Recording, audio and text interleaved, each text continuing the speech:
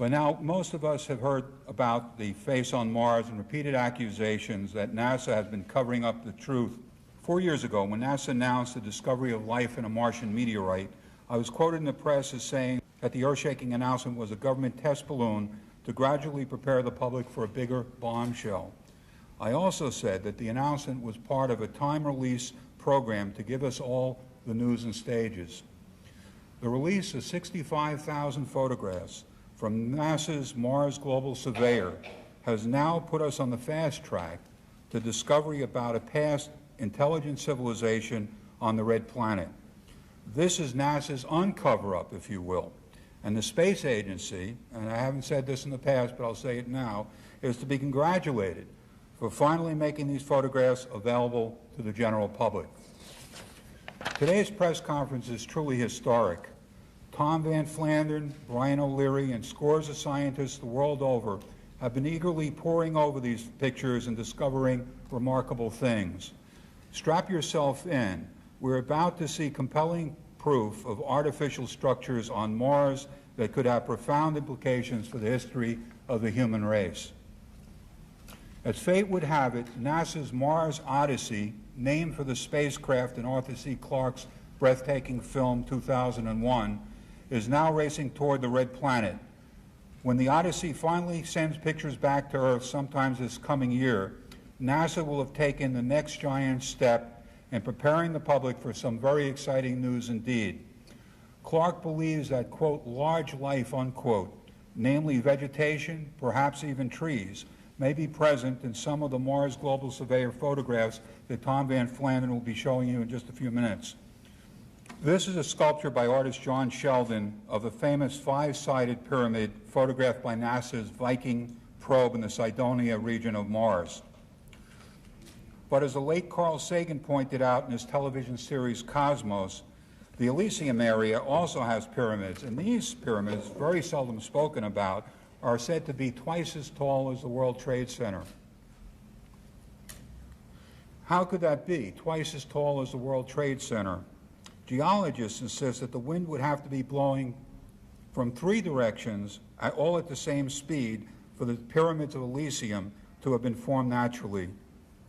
And then there are the glass-like tunnels, which are at least 60 feet in diameter with exposed sections running 1,000 feet long. The tunnels are amazing. We may be looking at nothing less than the ultimate proof of an ancient civilization that used these tunnels for water or perhaps even for transportation. Before I turn the microphone over to Brian O'Leary, I have something I want to show you over to your left.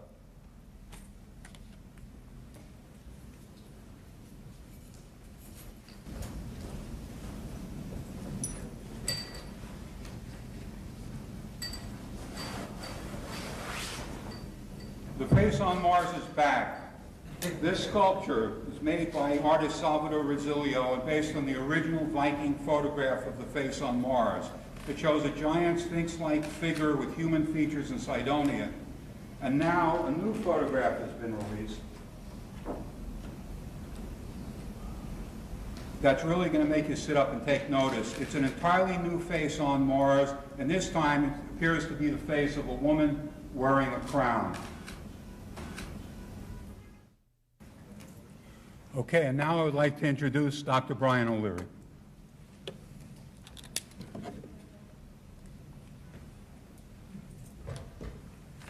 Thank you, Michael.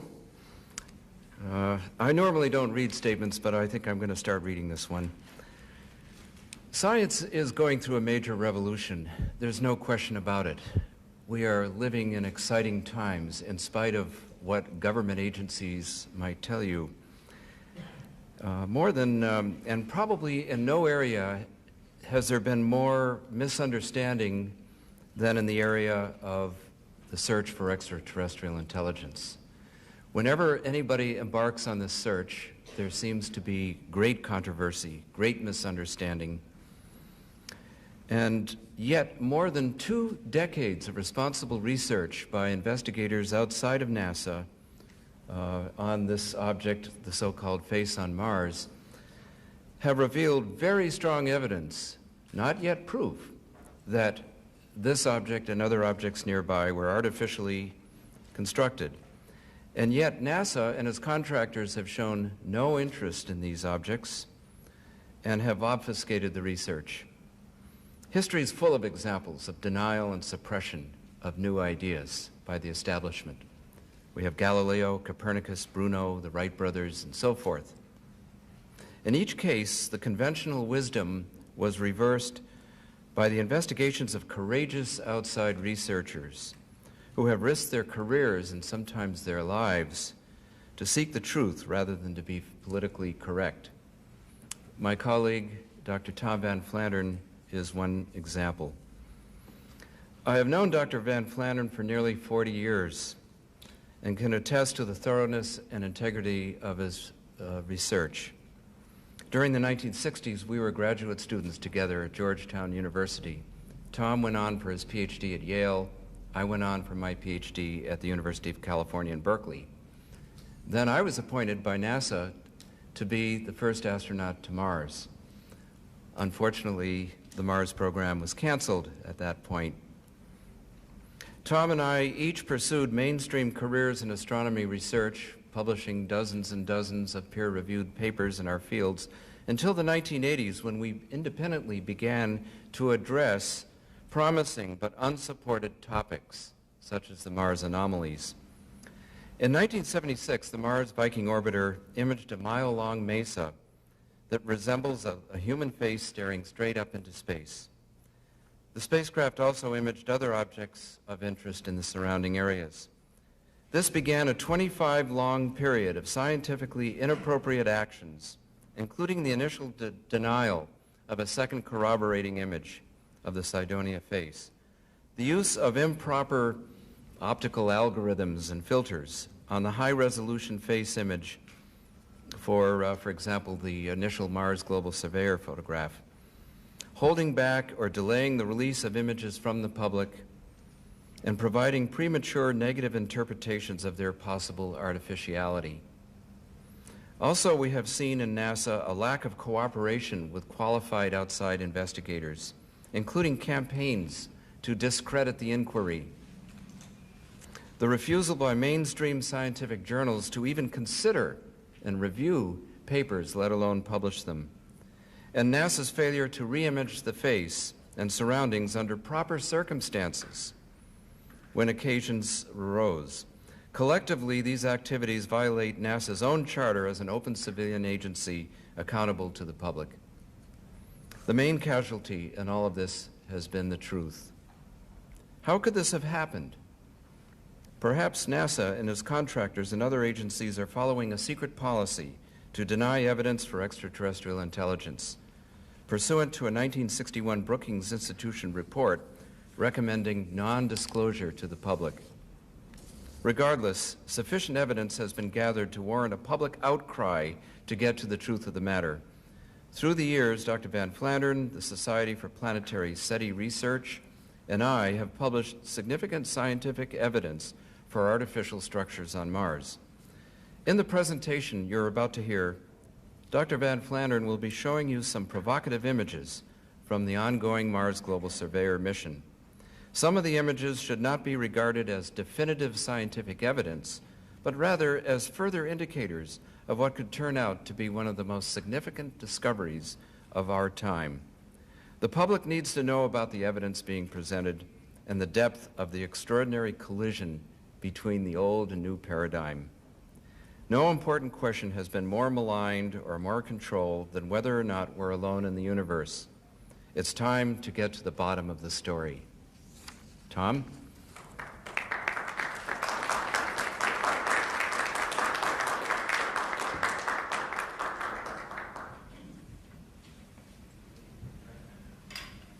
Good afternoon. As we speak, the Mars Global Surveyor spacecraft, the MGS, is in orbit around Mars, and it took all of the images that we will be showing this afternoon. The links to those images are available on websites, official websites of NASA, the Jet Propulsion Laboratory, and Malin Space Science Systems, the contractor that does the imaging on the spacecraft. Any of you can go to the original sites and confirm any of these images.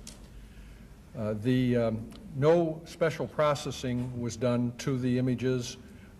We simply are showing the extract of interest here in each case, unless I remark otherwise. And in all cases, I'll be showing the original image. So for the first of these, I should stress that all of the images we're going to look at are in the general category of if we saw them on Earth, we would conclude that they were the activity of either humans or large-scale biology on Earth. Now, there are arguments why these are not normal products of nature, and certainly nothing like them exists on any of the other moons or planets of the solar system that we have imaged to date. The object on the left has a T shape, which is obviously pretty rare. That and perfect triangles are rarely seen in nature and are not the result of normal processes. The craters on the right, I'm calling them craters in a general sense because that's the appearance they have, but actually craters on the moon and planet surfaces are not formed by excavation when something hits it. They are formed by an energetic explosion when something hits it at extremely high speeds, as anything striking these bodies must be. The gravity fields guarantee a minimum speed high enough to vaporize completely the impacting object. So the crater is formed by explosion, and therefore to find a flat bottom, high-walled crater, that can't happen from an explosion. Likewise, to have a crater, the shape of the elongated object there cannot happen from impact either. You can get a slightly elliptical crater, but not something with that extreme shape. The next picture is in a different category of glassy tubes. The glassy tubes are seen in dozens of places. Since we've sampled only 1/1000th of the surface of Mars so far at high resolution, they must be all over the place. They are networked. We've established that it is not an optical illusion. They are really tube-shaped. They are not easily explained as dunes or lava tubes.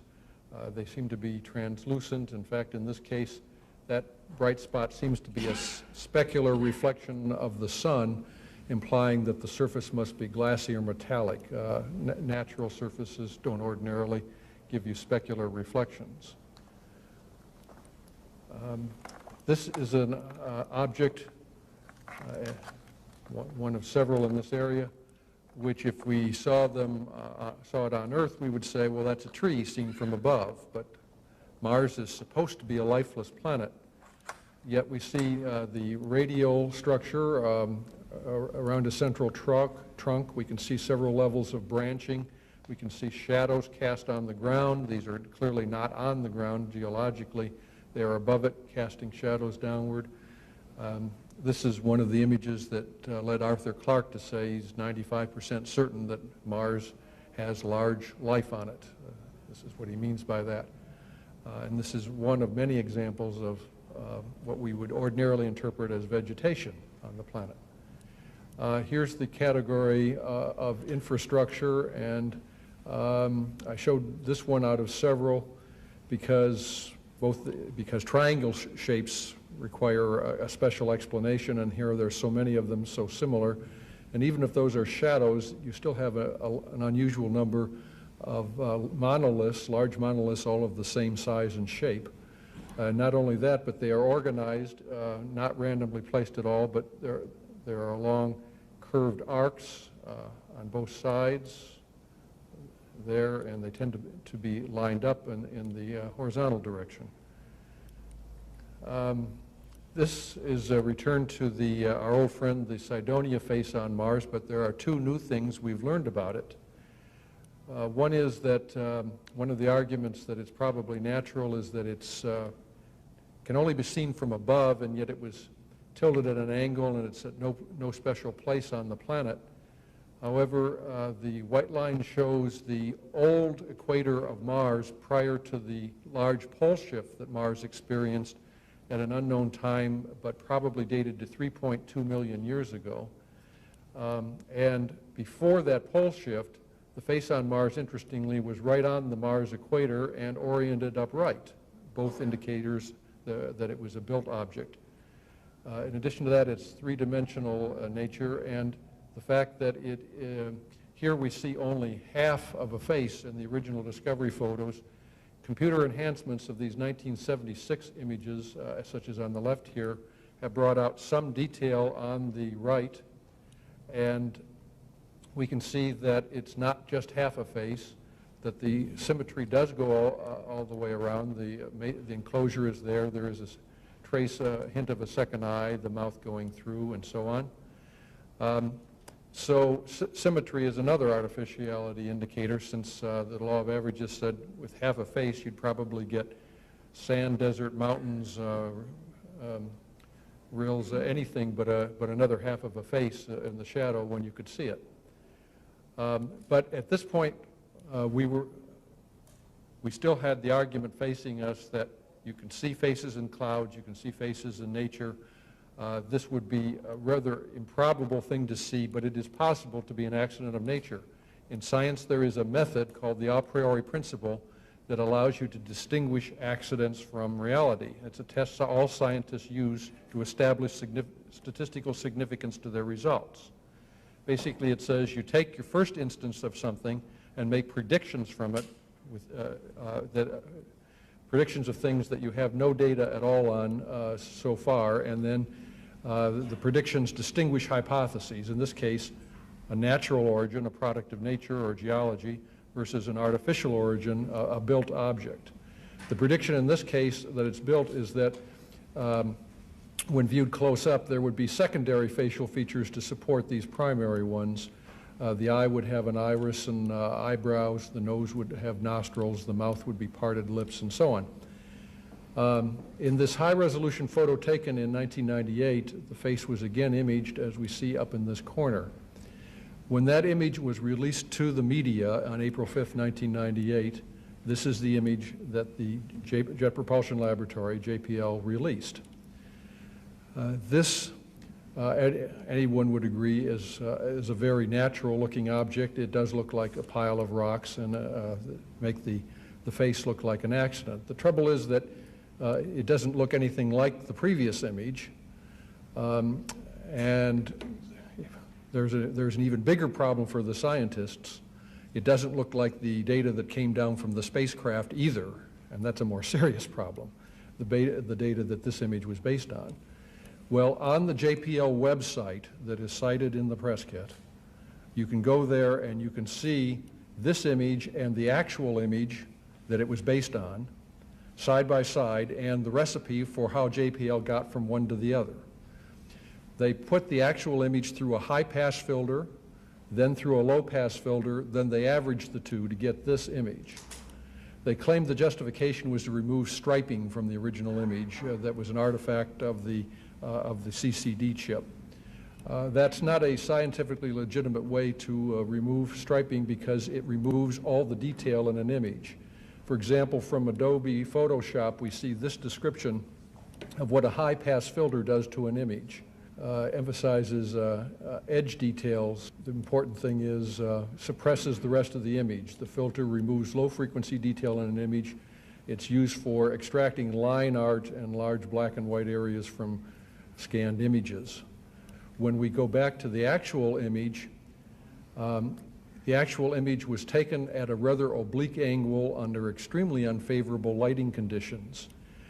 But because we have the older images from a different angle, we can triangulate, and computers processing programs are very good now at reproducing lighting from any angle.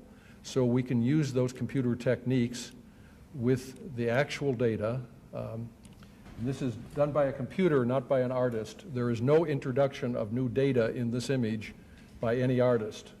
It is just rearranging the features you see by computer instructions to restore a high angle of lighting, put the shadows in the right place, and to restore an overhead view from this oblique view to one side. And here's what happens when we do that. There's the lighting restored, and now we rotate to a view from above. And this is what the object actually looks like, as best we can tell at this point. So both the other scientific arguments and the new view of the face certainly have our attention with regard to perspective artificiality of this object, but there is more. In this image, to the amazement of everyone, including the scientists involved who made these predictions, we can see two nostrils at the end of the nose, we can see an iris inside the eye socket, we can see an eyebrow feature over the eye socket, we can see that the mouth does consist of parted lips. All of those predictions that were made in advance to distinguish artificial from natural were fulfilled in favor of an artificial or built object in this image. Moreover, they are fulfilled in a most interesting way because there is no background of similar features from which we can pick and choose the ones that fit our preconception of a face.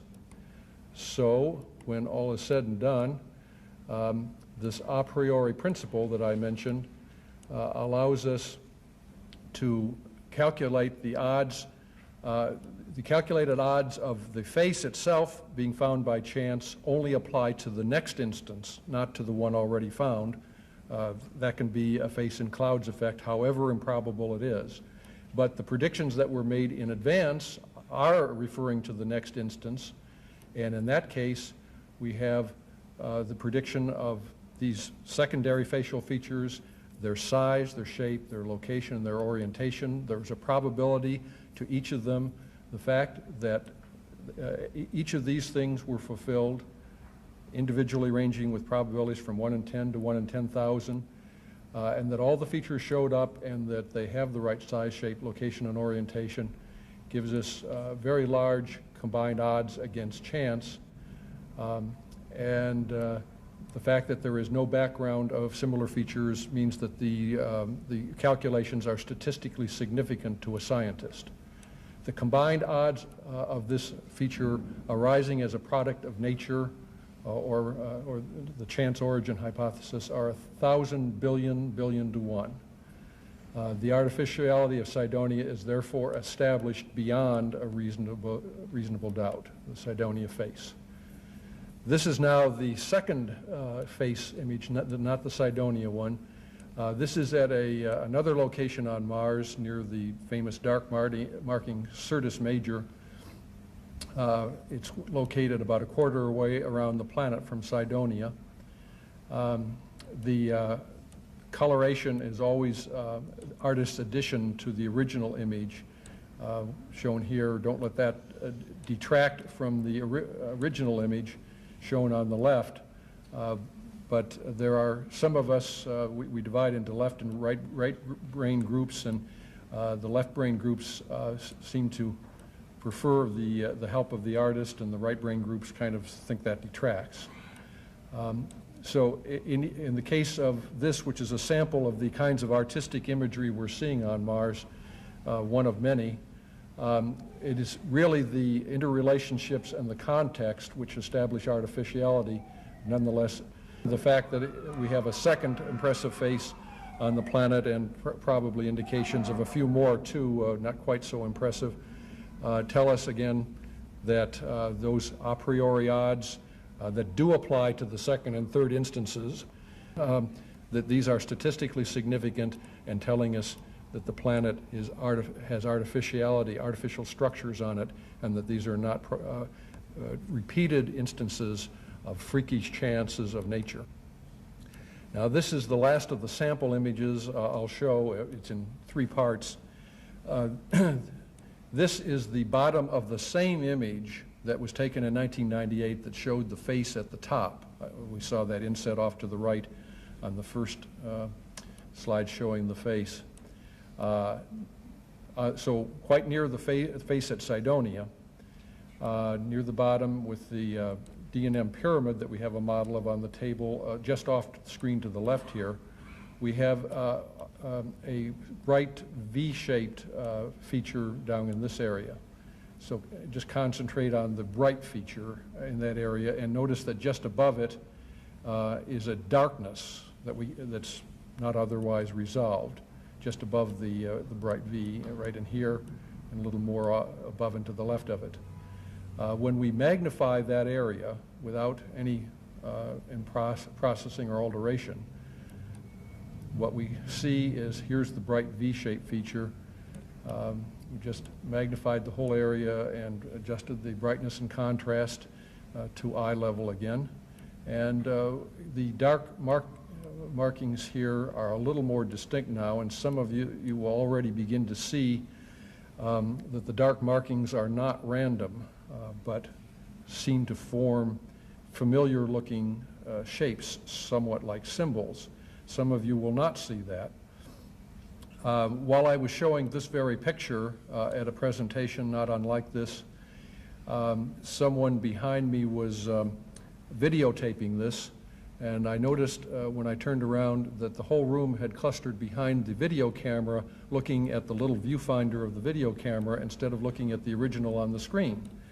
And the reason was because the video camera automatically applied a noise filter to get rid of any random noise in the background of the image.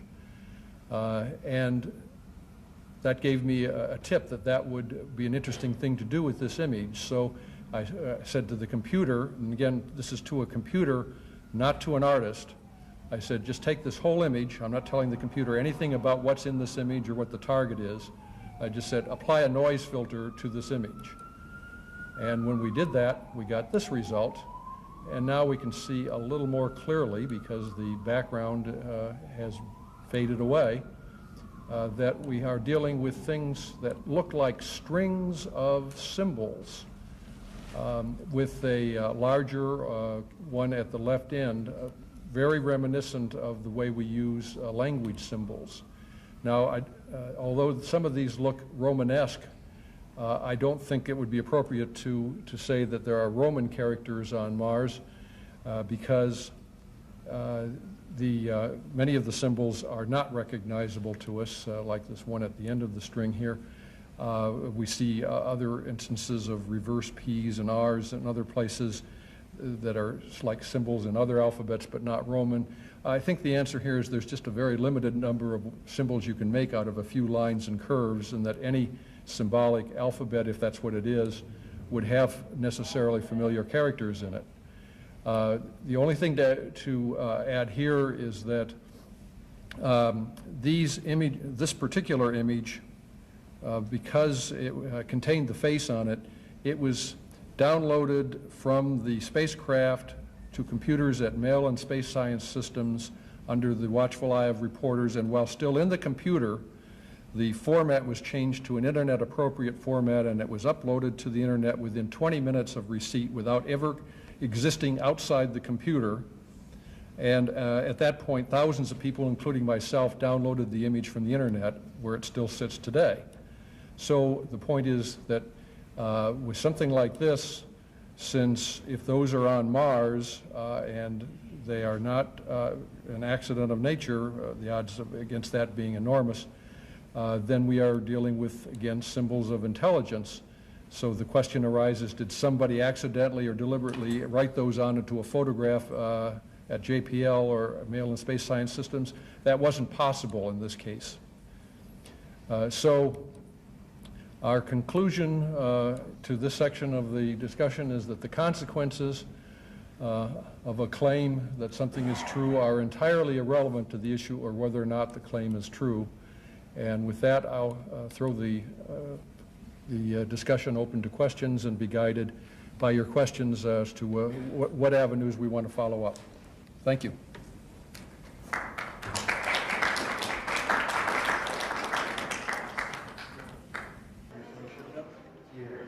The question is, could the civilization on Mars have been lost to war? Well, we don't know too much directly until we explore and get some ground truth here about the origin or the demise of the hypothetical civilization here. But we do know, and this is standard science that is accepted by all the planetary geologists, that Mars at some point suffered a horrendous cataclysm. Now, as to what the nature of that cataclysm was, that's where opinions divide. I think there is evidence that Mars was at one time a moon of a larger planet that exploded in the not all that distant past, millions rather than billions of years ago.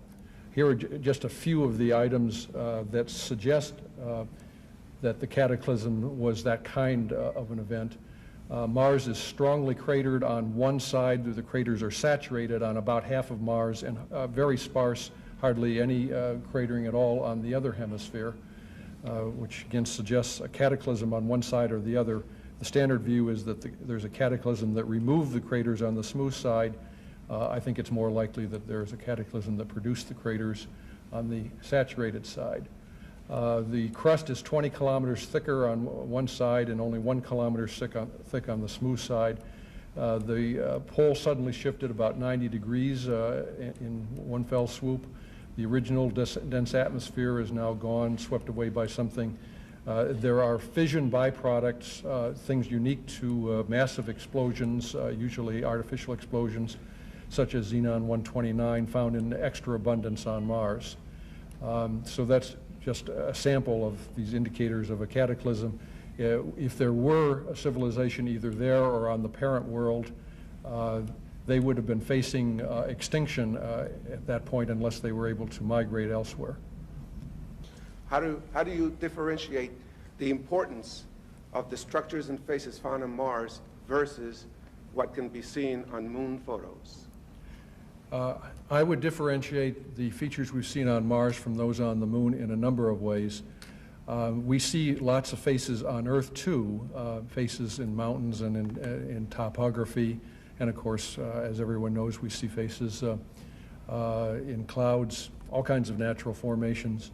What distinguishes Mount Rushmore from the others is that there is a context and the level of detail and the fact that it's three-dimensional instead of two.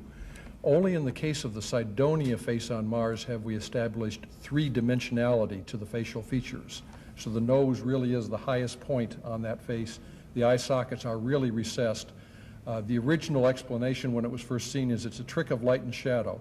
Well, in the case of the Cydonia face, it's a trick of light and shadow that exists at all lighting angles and with all shadows, because it's an actual three-dimensional sculpture.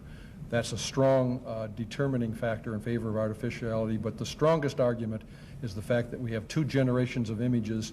With the first one, we are able to make predictions. If this is natural, then this follows. If this is artificial, then this follows. All of the predictions of the artificiality hypothesis were fulfilled dramatically at levels that are just impossible to arise by chance. So that's the answer I would give. Yes. Yes, is your conclusion that we're dealing with only ruins from a long time ago, or with also currently inhabited structures? And if currently, obviously wouldn't be from Earth, but from Mars. That's right. We have no evidence of current activity of intelligences on Mars, although that image I showed you that looked like a tree does certainly suggest that there is current large biology on the planet. But our best guess at this point, and all we have is speculations to go by, is that the major cataclysm Mars suffered perhaps ended life on Mars the way mass extinction events on Earth 5 times in the history of the Earth have nearly wiped out life on this planet. Yes. Do they know the location of where the seemingly feminine face is, so they can in general go by that area again and give us maybe 1,000 more pictures of that face? Where they can go back and get views at higher resolution under better lighting right now, that should go a long way toward resolving any doubts about the artificiality of these objects and establishing it or denying it at a level that should be satisfactory to all of the scientists involved. So we hope that NASA will take the opportunity to follow up during the remaining short lifetime of the spacecraft. Sir, you're aware, and you've even said, that there is, in large part, ridicule and or denial. How would you tell the layperson in that 20 seconds you'll get on TV what it is you believe did or does exist on Mars? I would say that in an examination of the images we now have, there are 67,000 of them, of which we have examined several thousand in close detail. We've turned up anomalies so unlikely to be products of nature, and in some cases fulfilling a priori predictions and having relationships and contexts that support artificiality, that the conclusion that there are artificial structures on Mars is now beyond a reasonable doubt. To the skeptic who says, I won't believe it until the government tells me, you would say? Here are the pictures. All we're asking for is that the spacecraft that is there now and the one that is on its way there now be pointed in this direction to get pictures that confirm or deny these hypotheses to everyone's satisfaction.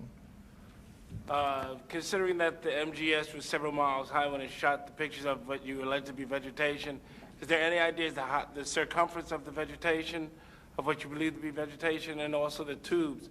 Could you tell us, it looks like there was a reflection from an object that you were calling the tube.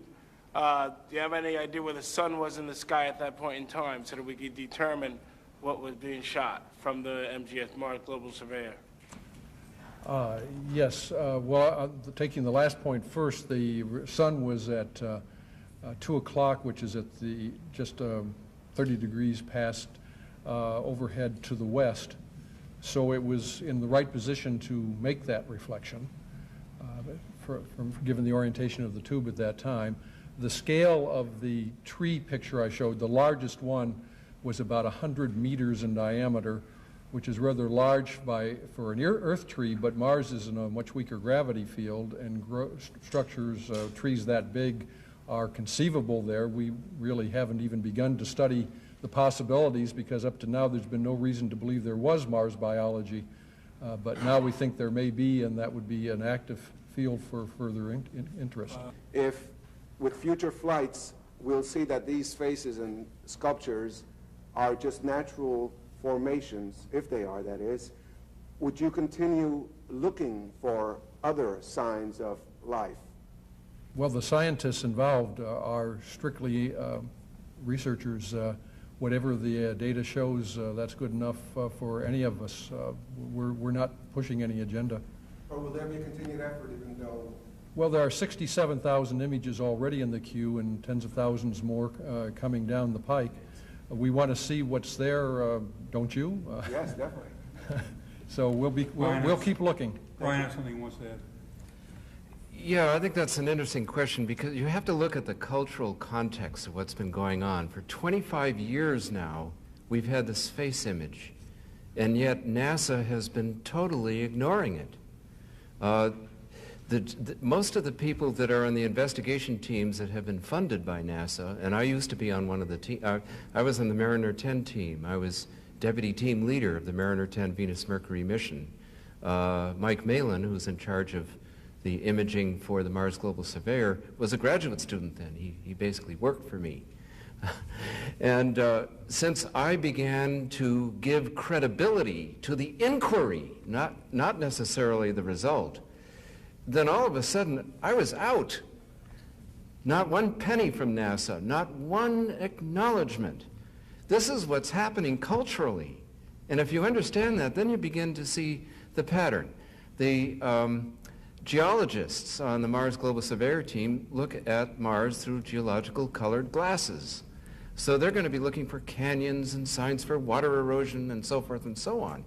Whereas some of us outside of NASA have culturally coalesced, admittedly in a kind of an ad hoc way, because we haven't been organized or funded for any of the work. And so if you look at it from that point of view, you begin to understand how it might be that these investigations actually are every bit as credible as the ones that happen within NASA. It's just culturally different. Sam.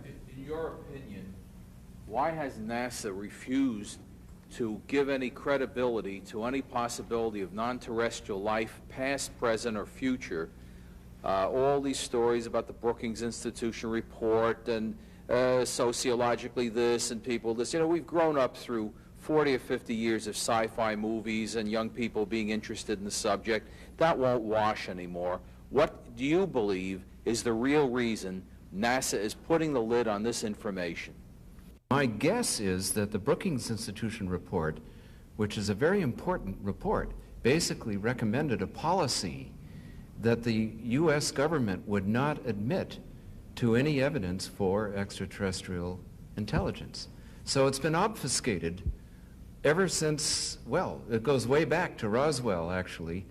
If you look at the paradigm of inquiry in extraterrestrial intelligence, the only one that's really passed the mustard, and that was through the efforts of Carl Sagan and some of his colleagues, was the radiotelescopic search for extraterrestrial intelligence, radio signals.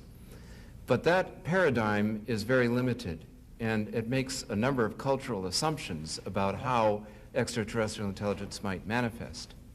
What we're looking at now are probable artifacts on another planet. And those kinds of investigations, for whatever reason, there may have been a policy decision made quite a while ago, pursuant to the Brookings report, that anything like this is got to be not sanctioned. I know that mainstream conservative scientists tend to not want to touch it either. They're afraid they might lose their funding. So not many of us are able to speak out on this, even though our science, Tom Van Flanneren's science, my science, the scientific aspect is every bit as conservative as anybody else's. What do you think the people should do about this? What would you suggest, knowing how we're being dumbed down so deeply? I think we need to broaden the education. I think people need to have more courage to go for the truth rather than go for what's politically correct, that we are living in a dark age right now. We're going toward fossil fuels, the wrong direction.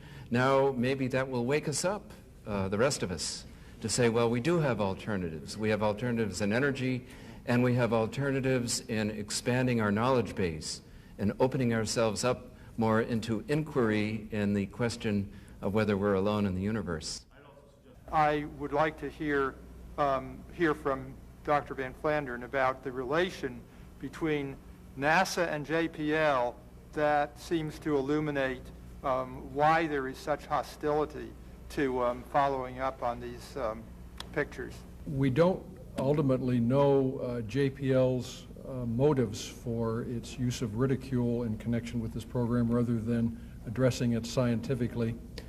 But I did work myself at the laboratory for 4 months back in the 70s, and I got a sense of the mindset there. And for my taste as a scientist, even then it was not a healthy mindset. There was concern in the laboratory because they only get funding for robotic space missions, and there was a feeling in the 70s that the Apollo missions had ended the series of JPL missions to the moon in favor of manned missions out of the NASA centers. And even after the manned missions ended, that never reversed, and there were no more robotic missions to the moon that JPL was given funding or control over. It's the best conjecture I can give as to why they seem institutionally determined to ridicule and make life difficult for scientists and media who merely publish images, genuine images from the space program with genuine scientific commentary and take it seriously. And that's scientifically inappropriate, that much I will say for sure. Is there a reason to send human beings to Mars? Well, I think that's up to the American people, up to the people in the world. From my point of view, I think it would be a very exciting thing to do. It may not be top priority Right now, I think top priority is to save the Earth, to unsoil our nest. But we'd certainly like to visit other nests too and see what happened there. I think these pictures are very revealing, and they are leading us into, hopefully, what will become a mainstream inquiry where we don't have to put our lives on the line to be able to do the work. Okay, thank you very much. That concludes the session. I want to thank Thomas Van Flandern and Brian O'Leary for joining me today at this important news conference. Thank you all. Bye-bye.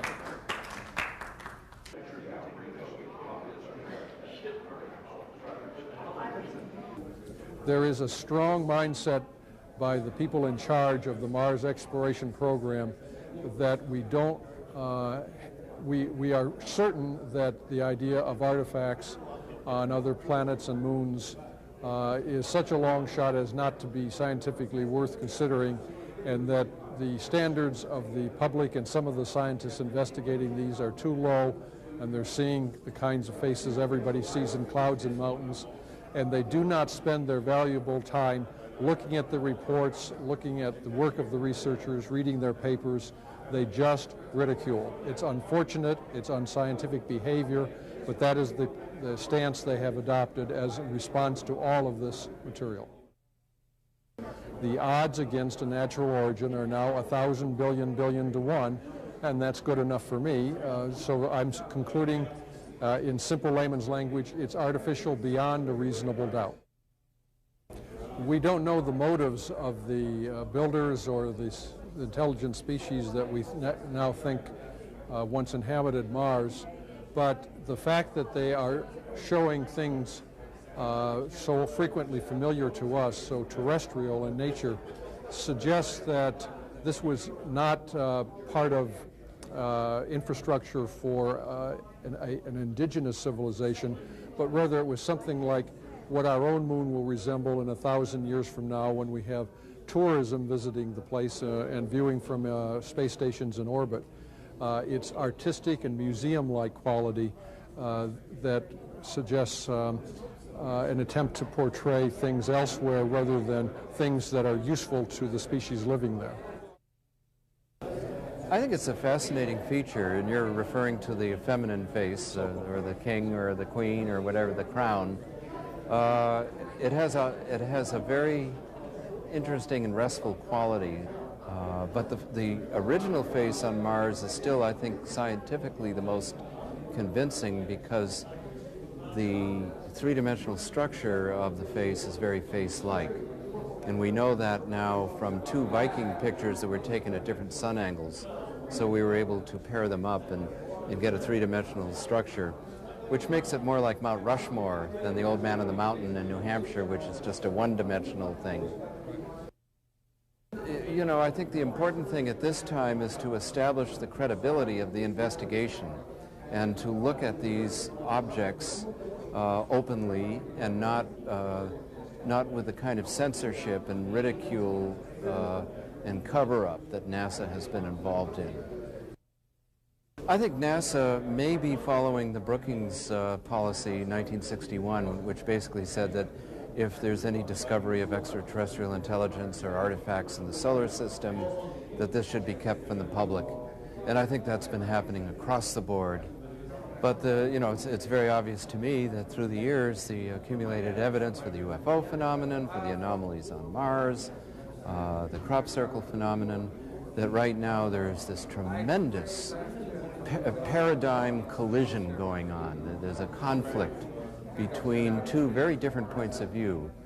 And the forces that are covering this up and obfuscating and steering people away from orderly inquiry, I think is a crime against humanity.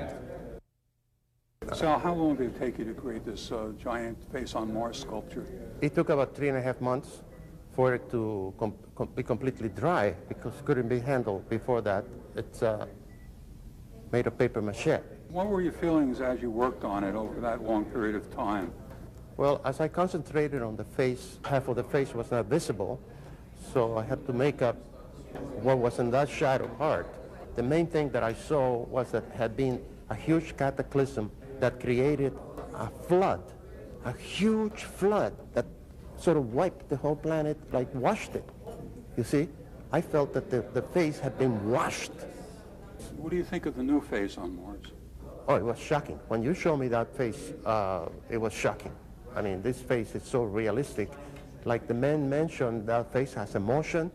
This face I could not make up whether it was an animal, an extraterrestrial, a human, but the proportions are right between the forehead, the nose, and the chin. You know, it's a face. And the new face, it's almost unbelievable. Well, the implications would depend a lot on what that means in terms of are we alone, or how does the human species fit into this picture? And there are still two almost diametric possibilities there. It may turn out that this is evidence for somebody other than us, or it may turn out that this is newly discovered evidence of our own prehistory, and that there was something like the human civilization was at an advanced state on another world, and when the cataclysm came, they had to send as many members of the species as they could elsewhere, possibly to Earth, to survive, and that the human race then evolved from a new beginning from those survivors.